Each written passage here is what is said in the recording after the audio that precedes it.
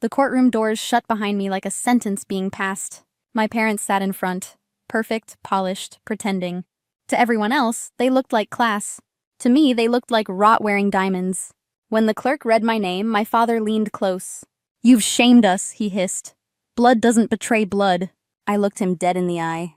"Then maybe I was never yours." Silence cracked through the room. For once, their masks faltered. "My name is Antwanette Graves, the daughter they disowned." And the lawyer standing against them. He said blood doesn't betray blood. I proved him wrong. I used to think love meant earning your place at the table. In our house, it meant staying silent while my brother spoke. Michael was the golden sun. Laughter, applause, open doors. I was the echo that never quite reached the light. Every photo on the mantle had his smile, not mine. Mom said it was just presentation. Dad called it standards. But the word they meant was preference. The night of my graduation, they never came.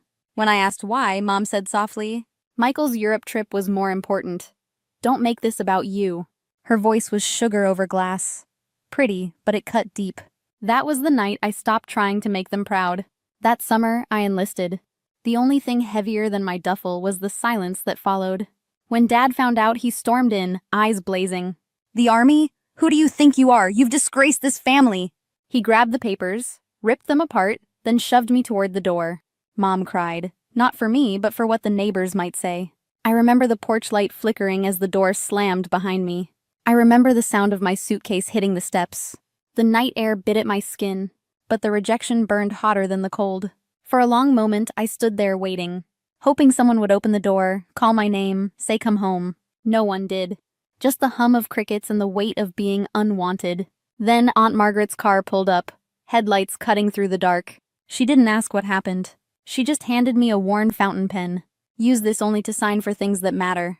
Then she whispered, "You don't need their approval, only your own integrity." I held that pen like a promise I wasn't ready to make. That night, they threw me out, but I walked away free. Basic training broke me before it built me. The morning started before dawn, boots slamming against gravel, breath like smoke. Every order barked in my face stripped away another layer of who I'd been. But in that stripping, I found something new. Discipline, purpose, spine. When my arms trembled, I thought of my father's voice. "You've disgraced this family." Each push-up became defiance. Each mile. Proof I could survive without them. The army gave me structure. Rules that finally made sense. Work hard, earn respect, tell the truth. No manipulation, no silent punishments. Just sweat, effort, and the quiet kind of pride that doesn't need witnesses. At night, when the base went still, I'd write letters I never sent. To Mom, to Dad, to no one. Half apology, half battle cry. I didn't want forgiveness. I wanted to understand why love felt like currency. When my service ended, I used that same discipline to start over. Law school felt like war in a different uniform. Same pressure, same hierarchy, same demand for precision. But I was ready. I studied late, worked 2 jobs, spoke only when I had evidence. And one night, when I passed the bar exam, I whispered to the empty apartment, "I made it, and I didn't need you to clap." Even then, success didn't feel like triumph. It felt like survival. I had built a fortress out of focus, a home made of silence. No birthdays, no holidays, no calls. Sometimes I'd catch myself staring at families in cafes, laughing, loud, messy, and wonder what it felt like to belong without earning it. I'd close the thought fast before it turned to ache. Years turned me into something unrecognizable to my past self. The girl crying on a curb was gone. In her place stood a woman who wrote her own permission slip to exist. I built a quiet life, steady and controlled. Until one morning, a case file landed on my desk. Graves Realty Holdings versus Denver City Tenants.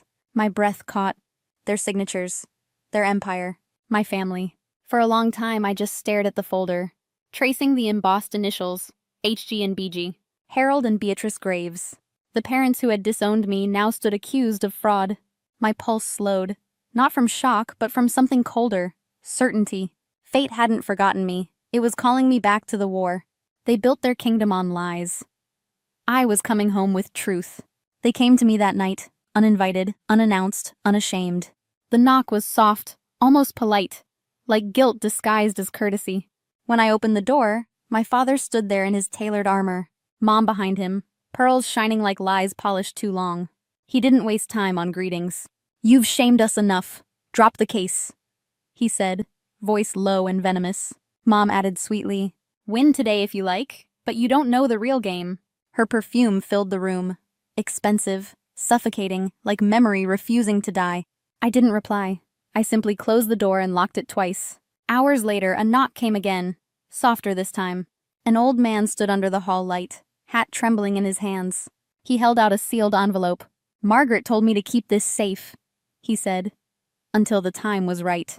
The paper felt heavy, almost warm, as if the truth inside had been waiting for breath. Under the lamplight, I opened it. My grandfather's handwriting sprawled across brittle pages, shaky but deliberate. "If you're reading this, I never trusted Harold. There's darkness in him. If the truth is buried, look to what they fear most: losing money." Then the final line trailed off mid-sentence, ink bleeding where the pen had stopped too soon. The words dragged me backward, to that summer in the garden. The smell of foxglove blooming behind the fence. Mom's voice laughing. "Isn't it beautiful? Poison can be so lovely." I remembered the way Grandpa collapsed that week, the way Dad rushed to control the narrative. Heart failure, sudden, tragic. But I'd seen his hands shake when he signed the papers. The next morning, I went to the archives. Dust clung to the air like secrets. I searched records page by page until I found it. The death certificate. Folded, creased, signed by Dr. Lowell. But the signature wavered, uneven, forced. It didn't look tired. It looked threatened. When I tracked the doctor down, he was frail, near trembling. His eyes widened when I placed the certificate before him. "Doctor," I asked, steady and cold, "is there anything you'd like to amend?" He broke. His voice cracked under the weight of years. "Your father paid me. I signed what he told me to sign." From a drawer, he pulled a faded envelope. Inside, the original toxicology report. Across the page, dioxin levels, lethal. Foxglove. Mom's garden. My blood froze. The hands that once held me had mixed the poison. My breath came shallow, heavy with the truth no daughter should carry. The night they buried my grandfather, they buried their conscience too. The hands that raised me had also taken a life. I didn't go to the police first. I went to Michael. He opened the door, fury already written across his face. "What do you want? Haven't you done enough?" His voice cracked between anger and fear. I placed a folder on the table.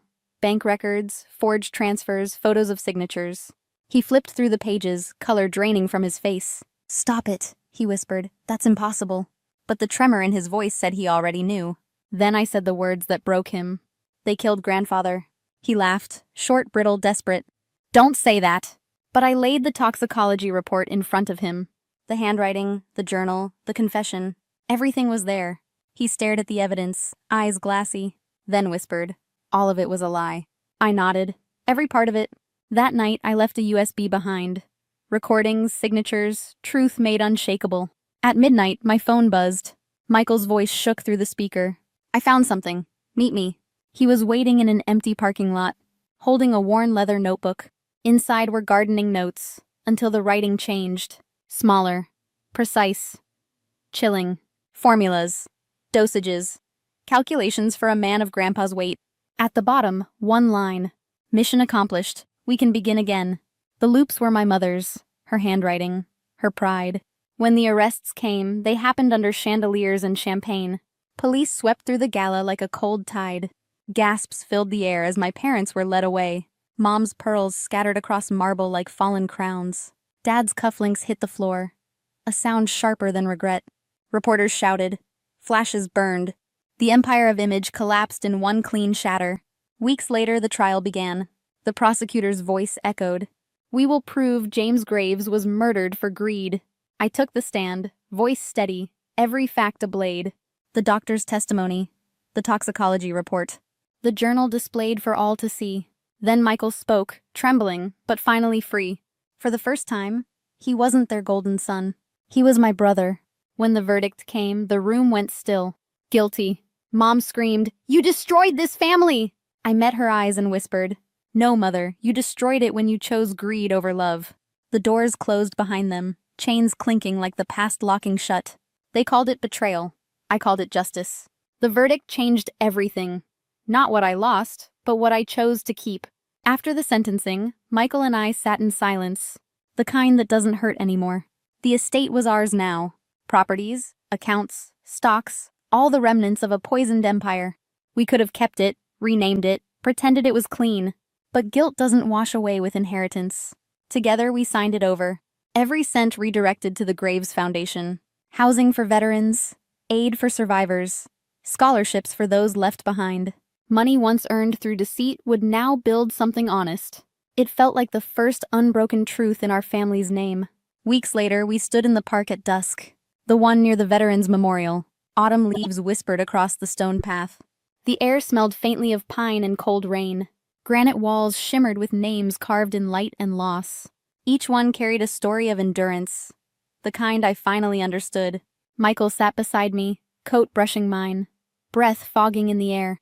"We've lost so much," he said softly. "But at least now I know the truth." I looked at him, not as the golden son, but as the man who finally stood on his own. For the first time, family felt like a choice, not a sentence. I tilted my head back, watching sunlight fade into gold across the memorial stones. For a moment, I could almost see Grandpa in his garden again. Hands in the dirt, eyes full of patience. His words echoed, not in grief, but peace. I whispered to the wind. They thought they could bury me, but I was the seed. The words lingered in the fading light, quiet but certain, because I had grown from everything they tried to destroy. And for the first time, I wasn't surviving. I was living. Out of their darkness, I found my light. I don't remember exactly when I stopped expecting the invitation. Maybe around the second week of December. That's usually when the group texts would start messages about potluck assignments, ugly sweater ideas, or whether we were doing Secret Santa this year or not. But this year, nothing came. No messages, no photos, not even one of Dad's corny holiday memes. At first, I told myself they were just running late. Maybe Mom Susan Morgan, the kind of woman who never let a ribbon go untied, had something up her sleeve. Maybe my younger sister Chloe was planning a surprise. She had always loved big gestures, especially when she could post them later with just the right filter and caption. And my father, Richard, had been forgetful before. I thought maybe I was just overthinking it. Still, I checked my phone too often. I'd reach for it without thinking, thumbing over to my messages and staring at the empty thread. No new texts, no calls. The silence wasn't loud exactly, it was something worse. It was sharp, like the kind that makes your ears ring when you're standing in a room that used to be full. By the time the 20th rolled around, I stopped pretending it was a mistake. I knew what the silence meant. I knew what they were choosing. They just weren't saying it out loud. And somehow, that made it feel worse. Because when people scream at you, you still exist. When they go quiet, it's like you've already been erased. I didn't tell anyone, not my coworkers, not the one friend I still talked to from college. It was too embarrassing. I was 31 years old. I'd built my own business, paid my bills, paid other people's bills too. I wasn't supposed to be sitting alone waiting for a holiday invitation from people who clearly didn't want me there. Still, I waited. Not just for the invitation, for some kind of recognition that I wasn't invisible, that I hadn't slipped through the cracks in a house I once helped build. The house on Oak Ridge Lane where I learned how to cook a turkey and where Chloe always got the bigger slice of cake. Christmas was 5 days away, and even though I had no plans, no calls, and no place to be, I kept my phone charged just in case. It arrived 2 days before Christmas. A FedEx envelope, stiff and thick, was waiting on my doorstep when I came back from the grocery store. It had the kind of weight that made you think twice before opening it. My first thought, embarrassingly, was hope. Maybe this was their way of apologizing. A formal invitation, maybe Mom's handwriting on a card, or a gift certificate tucked inside from Dad with one of his forced jokes. I carried it inside, still in my coat, and placed it gently on the kitchen counter. It had my parents' names on the return address, Susan and Richard Morgan. Something fluttered in my chest. I wanted so badly for it to be something kind, something human. I opened it carefully. Not in a rush, almost reverently, as if the contents might undo the silence of the past few weeks. Inside was a single sheet of paper, no note, no greeting, no explanation, just an invoice. My eyes went straight to the number $25,000. I blinked once, twice, trying to make sense of it. Then I read the details. The invoice was for the 2023 Honda Civic I had helped Chloe purchase last summer. The car she had picked out while I sat beside her at the dealership helping her negotiate down the interest rate. The one I'd agreed to co-sign after Mom told me it'll just be for a few months, Claire will pay you back promise. There was no mention of that promise now, just a total balance due, and one line that stopped me cold as per verbal agreement to gift vehicle to Chloe Morgan. Gift. I stood at the counter, the paper trembling slightly in my hand. So that was it. No dinner, no invitation, no family. Just a bill. This wasn't the first time I'd been given less and told to be more. Growing up, my family looked like something out of a magazine. A polished home on a quiet street, matching sweaters at Christmas, polite smiles for neighbors, and family photos that hid more than they showed. My mother, Susan, always made sure the front porch was seasonally decorated, and the desserts for church potlucks were homemade, though most of them came from the bakery aisle, carefully unwrapped and arranged. My father, Richard, wasn't unkind. He just preferred things smooth, efficient. He kept his voice even and his expectations higher than he said aloud. Emotions made him uncomfortable, questions even more so. Then there was Chloe. She's 7 years younger than me, pretty, emotional, endlessly excused. From the time we were little, she had a way of bending the world around her. If I cried, it meant I wasn't tough enough. If she cried, it meant someone had been unkind. I was praised for being independent. She was praised just for being. There's this moment I still remember, though it happened more than 20 years ago. I had spent an entire afternoon building a tall, careful tower of blocks in the living room. Chloe came running through the room and knocked it over. I burst into tears. My mother rushed in, not to me, not to my crumpled blocks, but to Chloe. "Are you okay, sweetheart? Did Claire scare you?" No mention of my work. No question if I was hurt. That's when I learned I wasn't there to be comforted. I was there to recover quickly so others wouldn't have to. It didn't change much as we got older. I helped Chloe with her homework, made her lunch when Mom didn't have the bandwidth, and sat through her drama club rehearsals. I picked her up from parties, drove her to tutoring, stayed quiet when she slammed her bedroom door. When she went to college, I helped with that too. Not all of it my business, was still young then, but I paid for more than I could afford. Mom and Dad said they were stretched thin, and Chloe was still finding her footing. They promised it would be temporary. It always was. Until the next time. After graduation, Chloe called me in tears. She couldn't find a job, didn't know where to start. I sent her referrals, reached out to people I barely knew on LinkedIn, helped her clean up her resume. A few months later, she was hired at a mid-sized design firm. She posted a selfie on her first day with the caption, "Made it on my own." I didn't say anything. Last summer, her car gave out. She called again, sobbing so hard I couldn't understand her at first. She needed a car to get to work, and their credit cards were maxed out. Susan texted me a few hours later. "Claire, can you help just for now? We'll pay you back within a few weeks." I went with her to the dealership, sat through the paperwork, co-signed for the loan, $25,000. It was a lot, but I told myself it was family. And that meant something. Or at least it used to. I think the moment I started to see things clearly was last Christmas. I had hosted the dinner that year, something Mom usually did, but she claimed she was overwhelmed. Work deadlines, church events, something about her blood pressure. So I offered like I always did. I cleaned the apartment, shopped for groceries, planned the meal, and cooked every single dish from scratch. Not reheated cooked. Mom still called it her turkey, even though I basted it every hour and got up at 6 a.m. to prep. I made the mashed potatoes, the green bean casserole, the cranberry sauce from actual cranberries, not a can. Chloe came late, of course, holding a bottle of wine and acting like she had done us a favor just by showing up. I had put wrapped gifts under the little tree, nothing extravagant but thoughtful. A scarf in Mom's favorite color, a new corkscrew for Dad. Chloe got a framed photo of us from a beach trip years ago. She didn't even unwrap it all the way. We sat down to eat. Everyone passed plates and made small talk. I was tired, but I was happy in that quiet way when you've done something right, even if no one notices. Then Mom looked at me. Really looked at me for the first time all evening. "Claire," she said, her voice too bright, too loud. "Why aren't you wearing heels? It's Christmas. We have guests." I looked down at my feet, just plain clean flats. My back ached. My hands were still slightly red from oven mitts. And in that moment, all I felt was small. I had done everything, and all they noticed was what I wasn't wearing.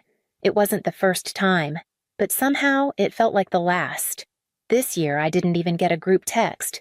The family chat used to be active this time of year. Last-minute dinner questions shared Pinterest recipes and reminders from Mom about not forgetting to defrost the rolls. But sometime between Halloween and December, my name disappeared.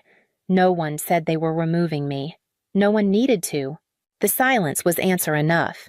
I thought maybe they'd reach out privately, but the days kept passing and nothing came. I sent one simple message, "Are we still doing anything this year?" and it sat there delivered unread. Then I saw that the group photo had changed. A new one from Thanksgiving, I assumed. I wasn't in it. Chloe, of course, was busy online. Her Instagram was full of twinkle lights, wrapped gifts, fresh garlands draped across their banister. I recognized the tree ornaments. Most of them were ones I'd bought over the years, gathered during after-Christmas sales or on quiet afternoons when I wanted something pretty to bring home to my parents' house. There was one photo in particular, Chloe standing next to the tree, beaming, holding a mug that said, "Family is everything." The caption read, "Can't wait to be with my real ones this Christmas, real ones." I stared at those two words longer than I should have. They shouldn't have stung. But they did, because I knew exactly what they meant. Real didn't mean true or honest or loyal. It meant present. It meant not me. I scrolled further. Her car was in several photos, still spotless, still new. In one, shopping bags spilled out of the trunk. In another, she was laughing in the driver's seat, tagged at a high-end outlet mall I couldn't afford, even before I co-signed the loan. My stomach tightened. I looked away from the screen, blinking hard. That was the car I paid for. That was the family I used to belong to. For a while, I actually considered paying it. The invoice sat on my kitchen counter for 2 days, unopened after that first glance, but never out of sight. Every time I walked by, I could feel it watching me. Not accusing exactly, just waiting, like it already knew I would fold.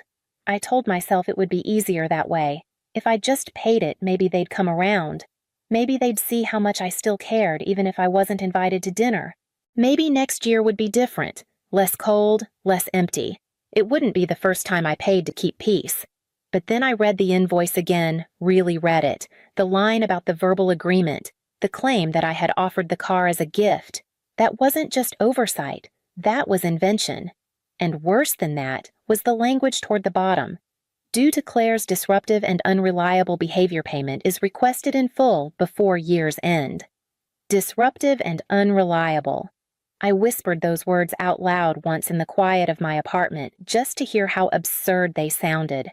Me who co-signed the loan.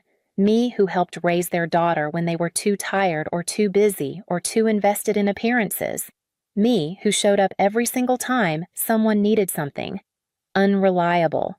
I walked to the filing cabinet in my bedroom and pulled out the paperwork from the dealership. There it was, in black and white, Claire Morgan, primary co-signer. Chloe's name underneath mine in smaller type. I'd always assumed being the co-signer just meant I was responsible. I hadn't realized it also meant I still held legal rights.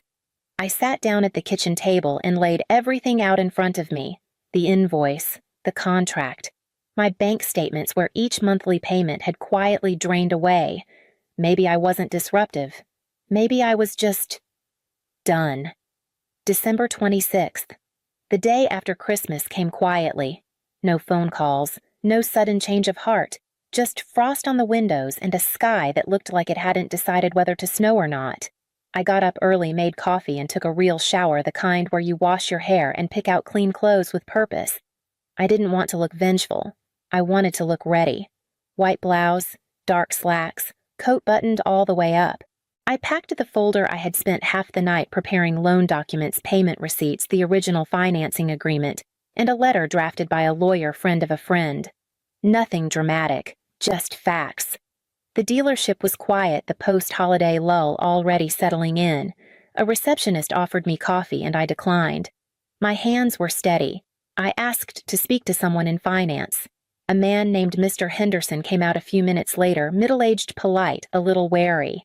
I introduced myself, sat across from him, and slid the folder across the desk. "I'm listed as the primary co-signer on this loan," I said.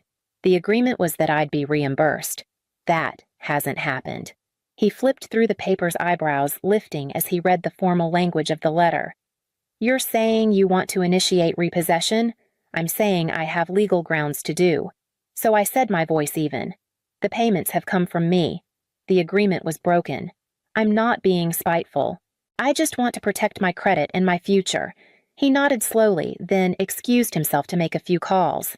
I waited still and silent while snow started to fall outside the window behind him. My phone buzzed once my lawyer checking in. I texted back, "It's moving." When Mr. Henderson returned, he said the paperwork would be processed that afternoon. It might take 48 hours, but the car could be reclaimed from Chloe's driveway as early as tomorrow. I thanked him. Not because I was grateful, though he had been kind, but because I wanted to end the conversation cleanly. For the first time in years, I wasn't explaining myself. I wasn't defending or justifying or softening my tone. I was just acting. It happened faster than I thought it would. By the morning of December 28th, the car was gone. A quiet tow in the early hours, no sirens, no confrontation, just an empty space in Chloe's driveway where the Civic used to be. It was the kind of absence that says more than any argument ever could. I didn't see it happen, of course, but I saw what came after. That afternoon, Chloe went live on TikTok. Her voice was shaky, her eyes red, her mascara smudged just enough to suggest she had been crying for a while. The video title was dramatic. "My own sister stole my car."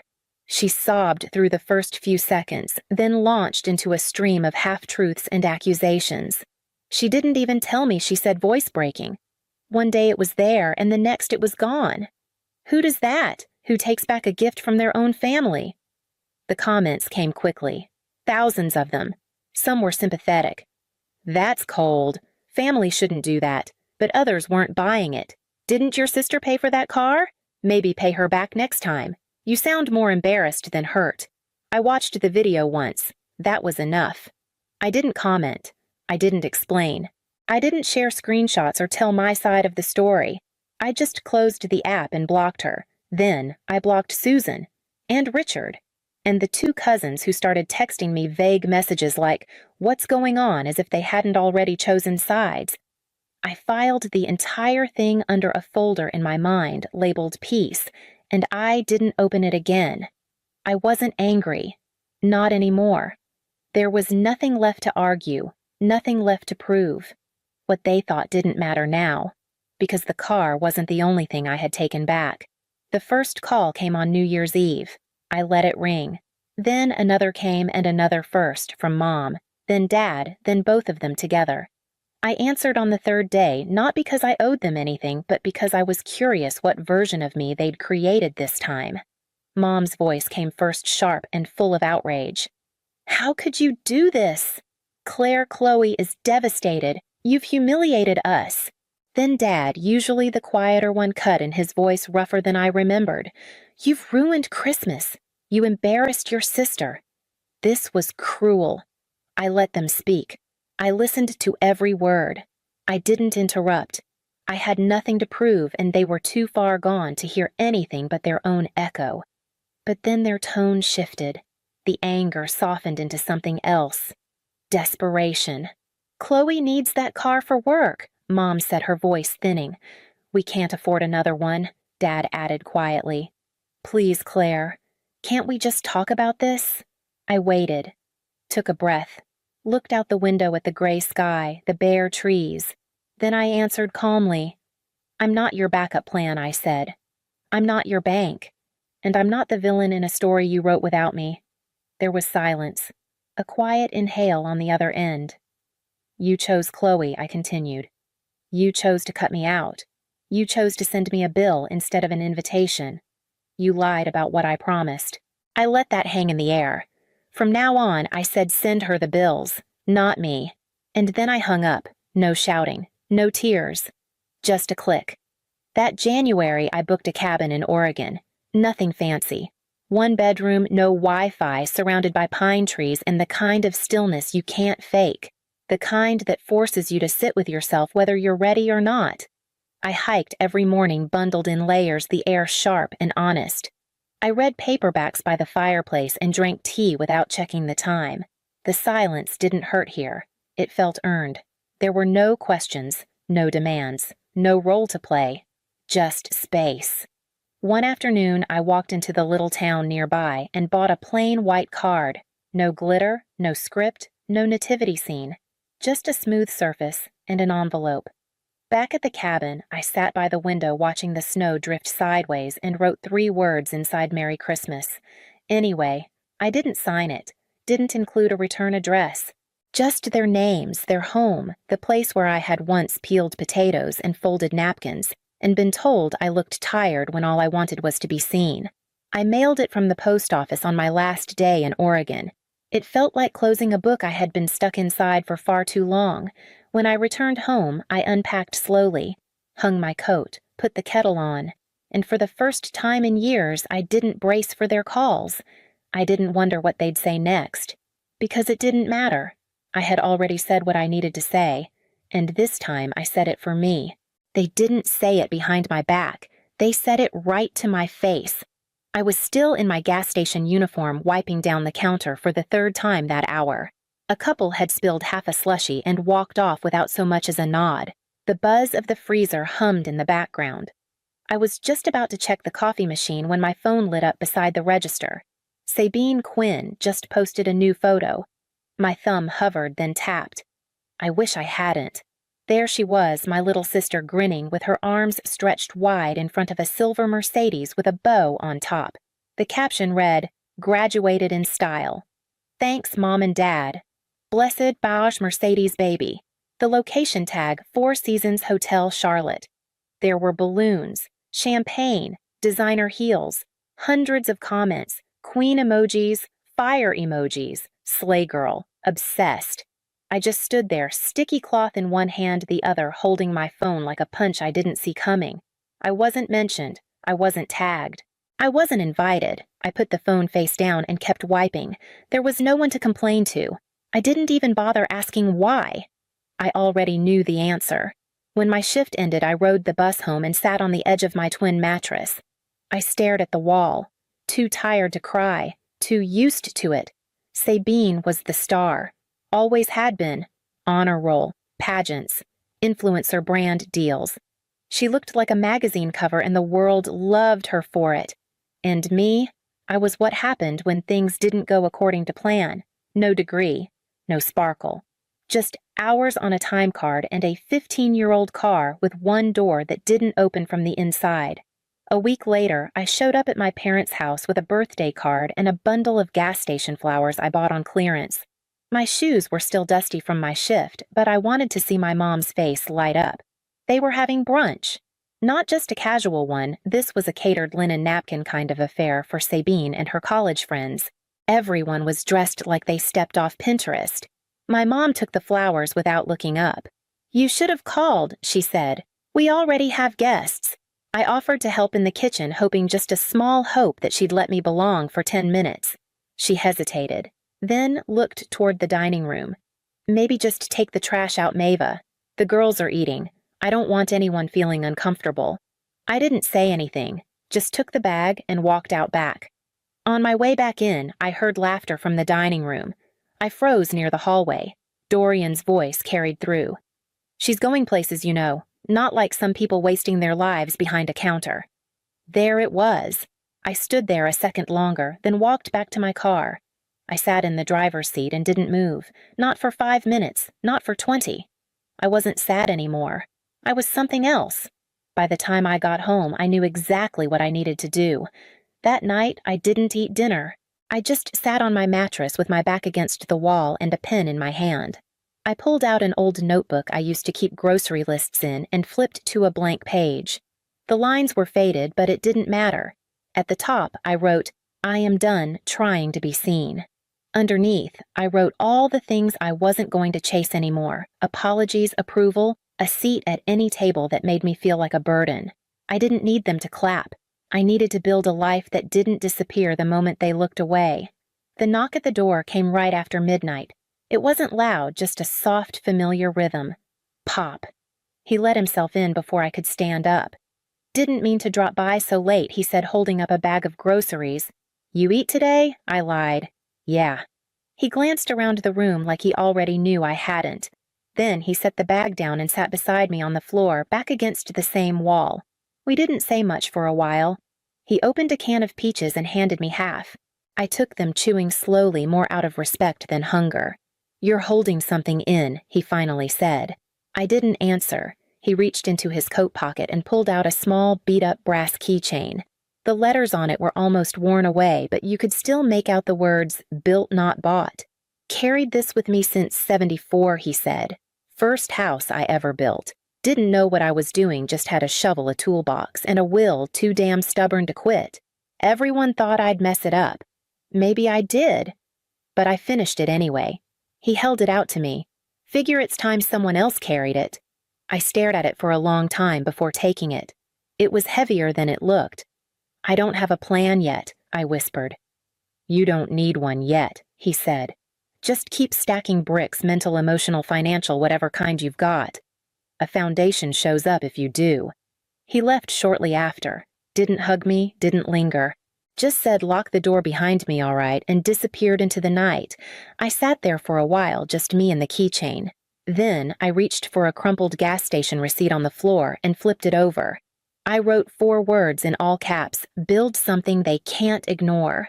And for the first time in a long time, I felt like I was beginning something. Not flashy, not loud, but mine. I didn't know where to begin, so I started with Google. How to build something from nothing. That was the first thing I typed. It led me down a rabbit hole of midnight research articles on side hustles, videos about wholesaling houses, forums full of strangers flipping homes without loans. Most of it sounded like a scam, but I kept digging. Somewhere between exhaustion and quiet rage, I found a podcast called Brick by Brick Real Estate for Beginners. I downloaded every episode and started listening to it during my bus rides to work. I made a list of what I needed: time, money, patience, and grit. I was already used to being broke. Grit I had, patience I could learn, time I'd just have to steal it from myself. I canceled every subscription, no more takeout, no more $2 energy drinks. I sold my TV for $75 cash on Marketplace. It hurt more than I expected, like cutting a cord to my last form of escape. I opened a new bank account and labeled it Freedom. I started putting away whatever I could, tips from late shifts, spare change from rounding down at the grocery store. Sometimes it was only $1, but the balance grew 1 gritty cent at a time. Then I found a real estate course online for $40. The site looked like it hadn't been updated since 2010, but the content was real videos, PDFs, downloadable contracts. I printed everything at the library and brought the packet to work. When customers weren't around, I kept the notes open under the counter. I studied during lunch breaks and before bed. I started to see patterns in the deals people talked about: distressed properties, motivated sellers wholesaling without cash or credit. I wasn't trying to be a mogul. I just wanted one chance. That chance came on a rainy Tuesday night. I was on register when a regular walked in. Dennis, scruffy boots, faded jeans. He bought a black coffee and a lottery ticket. We talked about the weather like always. Then he sighed and said, "You wouldn't happen to know anyone who wants a moldy old house, would you? I just inherited one from my uncle, things barely standing." I paused. "Where is it? Edge of Ridgeview. Cracked foundation. Smells like swamp. You selling it?" He raised an eyebrow. "You buying?" I shrugged. "Maybe. Or maybe I know someone who would." That night I drove to see it. I wore my cleanest hoodie and took photos with a borrowed phone. The house leaned like it was tired, but I saw past the water damage and sagging walls. I saw potential. I saw proof that I could do something bigger than gas station floors and sympathy glances. I posted in a Facebook investor group that night. One woman responded. Her name was Janelle. She asked for numbers. I gave her everything I had: photos, repair estimates, comps. She said she'd take it if I could lock it for under 70Ks. I got Dennis to sign a contract for $65,000. I assigned it to her 3 days later. My cut $5,000. No hammer, no loans, just knowledge and a yes. I used part of the $5,000 to register my LLC, Marvin Properties, a name stitched from mine and Pop's Mava and Calvin. I printed business cards at the library, bought stamps in batches of 10, and spent nights handwriting letters to every absentee homeowner I could find in the county registry.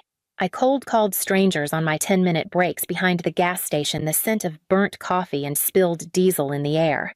Most hung up, some swore, a few listened, and 2 of those turned into deals. Small ones, but they mattered. I made $3 $200 on one, $6 $100 on the other. I didn't buy anything for myself. I didn't celebrate. I just moved the money into my Freedom account and started the process again. I kept my day job. I couldn't afford not to. My body was tired, but my mind was burning. I didn't need applause. I needed progress. Then one day, while scrolling on my cracked screen during lunch, I saw Sabine's newest post. She stood in front of a white mansion, not mine, not yet, with a caption that read, "Some people just won't catch up." Different levels. It wasn't subtle. It didn't have to be. The comments flooded in. Iconic, built different, leave the slow ones behind.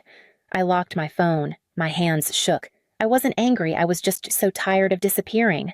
Later that week, I helped with my first renovation. A local investor offered to let me assist on a flip. I said yes without hesitating. I scraped floors, hauled demo trash, painted until my arms ached. And every time I opened a window in that dusty house, I could almost see the future. One night, long after everyone else had gone home, I sat alone on the unfinished stairwell. Drywall dust clung to my jeans. I was supposed to be proud. I was building something. But instead, I cried. Not loud, not messy, just quiet tears that didn't ask for comfort. The kind that came from being proud and invisible at the same time. I heard the door creak open. Pop stepped in holding a thermos. He didn't ask what was wrong. He didn't need to. He sat beside me on the stairs, handed me the cup, and rested his hand over mine. "You hear that?" he asked. I looked around. "What?" "That sound," he said, tapping his chest like something cracking open. I nodded barely.